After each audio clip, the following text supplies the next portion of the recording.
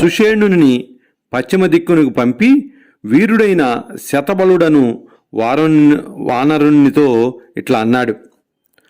అప్పుడు సకల వానరులలో శ్రేష్ఠుడైన అన్నీయు తెలిసిన సుగ్రీవుడు తనకు రామునకు కూడా హితకరమైన వాక్యాల్ని పలికాడు.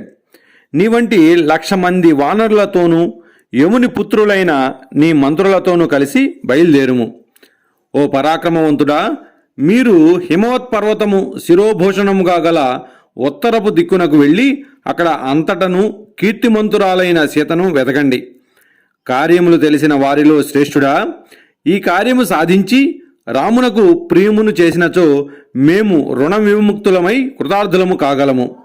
మహాత్ముడైన రాముడు మాకు ఉపకారం చేసి ఉన్నాడు. దానికి ప్రత్యుపకారం చేసినచో మా జీవితము సఫలమగును. తనకు ఉపకారం చేయని వాడైనను ఎవరైనా కార్యమును కోరి వచ్చినప్పుడు అతని కార్యమును పూర్తి చేసిన వాని జన్మ సఫలమగును. ముందు ఉపకారం చేసిన వాని కార్యమును చేసినప్పుడు చెప్పవలెనా? మా ప్రియమును హితమును కోరు మీరు ఈ ఆలోచనలతో సీతను వెతుకుటకు ప్రయత్నం చేయండి. నరులలో శ్రేష్ఠుడు, శత్రుపురములను జయించువాడు అయిన ఈ రాముడు అందరికీ పూజనీయుడు. మా విషయమున స్నేహభావంతో ఉన్నవాడు. బుద్ధి పరాక్రమముల సంపద గల మీరు ఈ వన దుర్గములలోనూ నదులలోనూ పర్వత మధ్యములలోనూ అన్వేషించండి. అక్కడ మ్లేచ్ఛ, పులింద, సూరసేన, ప్రస్థల, భరత, కురు, మద్రక, కాంబోజ, యవన, శక, బాహ్లీక, ఋషిక, పౌరవ, టంకణ, చీన, పరమచీన, నీహార, వరద దేశములలో బాగుగా వెతికి హిమవత్పర్వతం నందు కూడా సీతను అన్వేషించండి. లోద్ర, పద్మక వృక్షముల సముదాయములయందు, దేవదారు వనములయందు అన్ని ప్రదేశముల్లోనూ రావణుని కొరకు సీత కొరకు వెతకండి. తరువాత దేవతలు గంధర్వులు నివసించు సోమాశ్రమమునకు వెళ్ళి అక్కడ నుండి విశాలమైన చర్యలు గల కాలపర్వతమునకు వెళ్ళండి. ఆ నీల పర్వతమును సంబంధించిన శిలా సముదాయములపైన, పెద్ద పర్వత భాగములపైన, గుహలలోనూ మహాభాగ్యవంతురాలు దోషములు లేనిదైన సీతను వెతకండి. పర్వత శ్రేష్టమైన బంగారముతో నిండిన ఆ కాలపర్వతమును దాటి సుదర్శన పర్వతమునకు వెళ్ళండి. ఆ సుదర్శనము తరువాత పక్షులకు నివాసమైన దేవసఖమను పర్వతమున్నది. అనేక వృక్షముల చేత అలంకరింపబడిన ఆ పర్వతమునందు అనేక విధములైన పక్షులు ఉంటాయి. ఆ పర్వతం పైన వనములందు, లోయలలోనూ, గుహలలోనూ అన్ని స్థలములందు రావణుని కొరకు సీత కొరకు వెతకండి. ఆ దేవసఖ పర్వతము దాటిన తర్వాత అంతటా 100 యోజనముల వైశాల్యము గల శూన్య ప్రదేశం ఒకటి ఉంటుంది.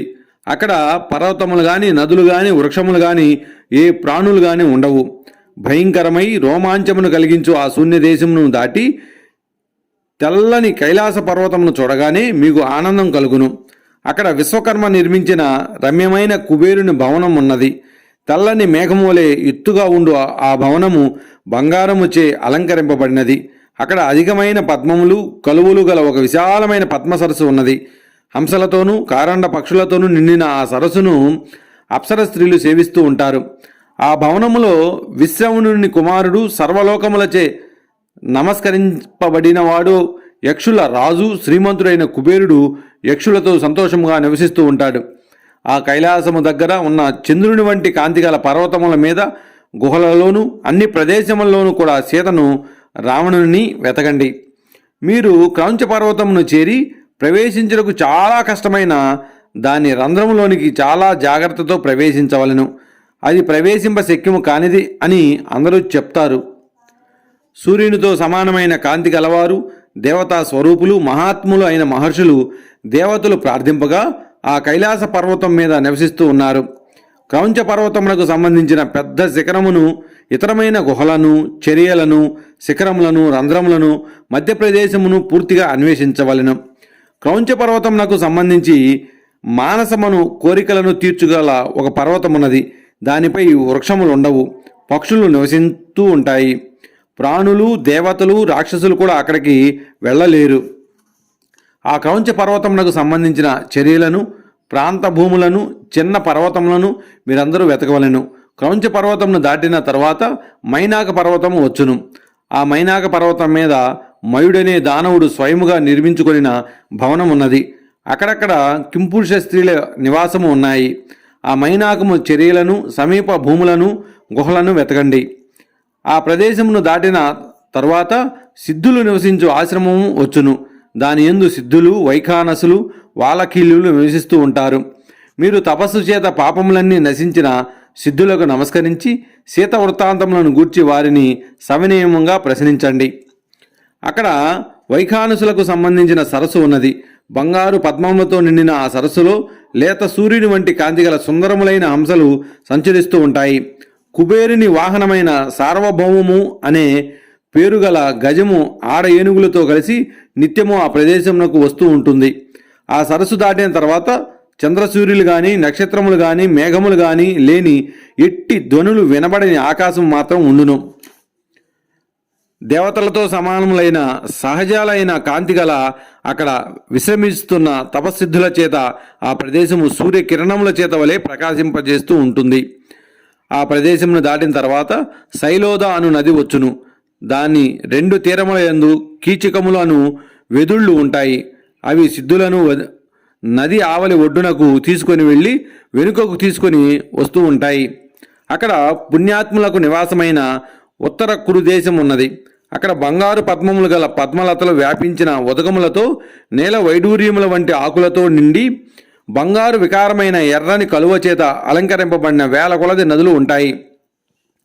ఆ ప్రదేశమునందు అంతటా చాలా విలువైన మణులు, రత్నములు, బంగారు వర్ణము, కింజల్కములు గల చిత్రములైన నల్ల కలువలు, వనములు, సాటిలేని ముత్యములు వ్యాపించి ఉంటాయి. ఇక్కడ నదుల ఇసుక తిన్నెలు బంగారు కలిసి ఉంటాయి. అనేక రత్నములతో నిండి చిత్రవర్ణములై అగ్నితో సమానమైన కాంతిగల బంగారు పర్వతములు ఈ నదిలోనికి చొచ్చుకొని ఉంటాయి. అక్కడ ఉన్న వృక్షములు నిత్యము ఫలపుష్పములతో నిండి ఉంటాయి. పక్షులు వాటిపై నివసిస్తూ ఉంటాయి.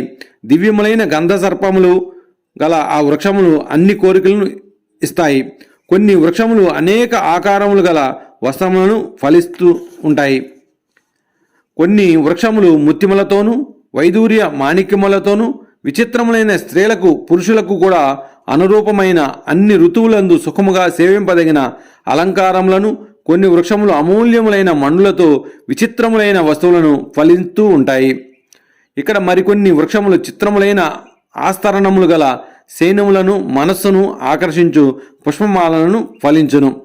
కొన్ని వృక్షములు చాలా విలువగల పానములను, అనేక విధములైన భక్ష్యములను, రూప యౌవనములతో ప్రకాశించు సద్గుణవతులైన స్త్రీలను ఇచ్చును. కాంతితో ప్రకాశిస్తున్న గంధర్వ, కిన్నెర, సిద్ధ, నాగ విద్యాధరులు అక్కడ స్త్రీలతో కూడి ఎల్లప్పుడూ విహరిస్తూ ఉంటారు. అక్కడ ఉన్నవారందరూ పుణ్యాత్ములు, రతియందు ఆసక్తి గలవారు, కామార్థములందు ప్రీతి గలవారై స్త్రీలతో కలిసి నివసిస్తూ ఉంటారు. అక్కడ అధికమైన నవ్వుల ధ్వనులతో కలిసి సకల భూతములకు మనోహరమైన గీతవాద్యముల ధ్వని ఎల్లప్పుడూ వినబడుతూ ఉంటుంది. అక్కడ సంతోషించని వాడు గాని, చెడ్డవారికి ఇష్టుడు గాని ఎవడు ఉండడు. అక్కడ మనోహరమైన గుణములు గల రోజు రోజుకు వృద్ధి పొందుతూ ఉంటాయి. ఆ పర్వతమును దాటిన తర్వాత ఉత్తర సముద్రము వచ్చును. దాని మధ్యయందు సోమగిరి అను గొప్ప బంగారు పర్వతం ఉన్నది. ఇంద్రలోకములోను బ్రహ్మలోకములోను ఉన్న దేవతలు ఆకాశములో నిలిచి ఆ పర్వతరాజు సౌందర్యమును చూస్తూ ఉంటారు. ఆ ప్రదేశములో సూర్యుడు లేకపోయినను సూర్యుడు ప్రకాశిస్తున్నాడా అన్నట్లు అది సూర్యుని కాంతి వంటి కాంతితో కూడినదై ఆ పర్వతము చేత ప్రకాశిస్తూ ఉన్నది.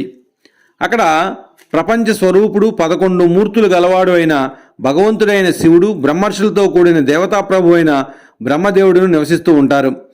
మీరు కురుదేశమునకు ఉత్తరముగా ఎట్టి పరిస్థితుల్లోనూ వెళ్ళకూడదు. ఇతర ప్రాణులు కూడా అక్కడికి వెళ్ళలేవు. ఈ సోమగిరికి దేవతలు కూడా వెళ్ళజాలరు. మీరు దానిని చూసి వెంటనే తిరిగి వచ్చేయండి. నేను చెప్పిన ప్రదేశములన్నీ వెతకండి. నేను చెప్పినది ఏదైనా ఉన్నచో అక్కడ కూడా మీరు ఆలోచించి అన్వేషించండి.